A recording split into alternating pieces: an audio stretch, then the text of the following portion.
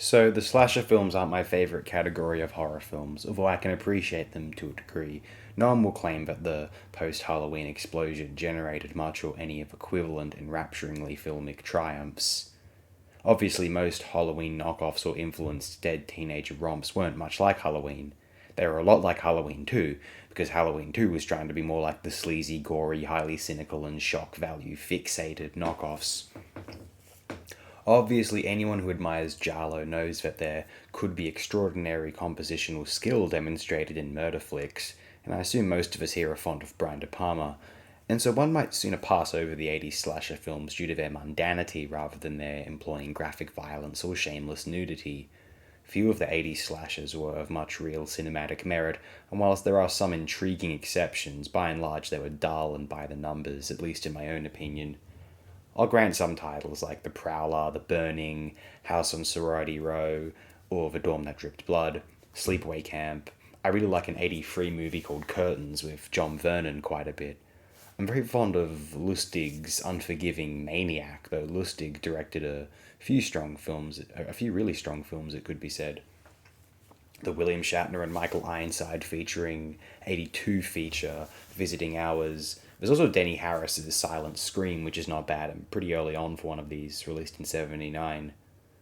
But actually, I found some of the more well known efforts, Friday the 13th, any of them, Prom Night or My Bloody Valentine, or slightly later stupidity such as Child's Play, or the garbage Scream films which really shouldn't have been made at all, to be meagre by comparison to those I initially mentioned.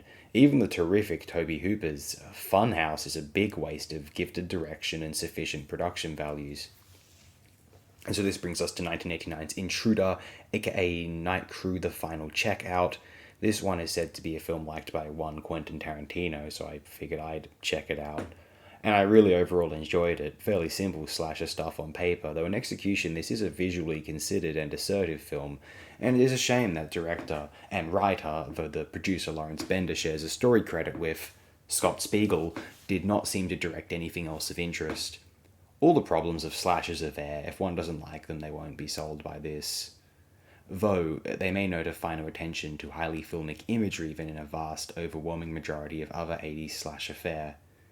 Intruder appears to be far more well received than other slasher films in general, or at least by horror-centric web sources, and as someone who's seen my fair share, I can confidently say that I enjoyed it noticeably more than I thought that I would have. If you see this as one of your first slashers and think, wow, I think I really, really like slashers, prepare to be disappointed, unless you are really, really, really easily entertained to the point of it being ever so slightly creepy.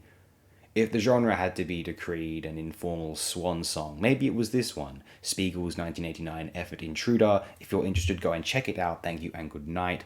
I hope everyone listening is feeling very well. I hope you find some fortune or good feeling in your forthcoming present. We all might need it at this date in our planet's history that we'll all unsettlingly agree upon joylessly.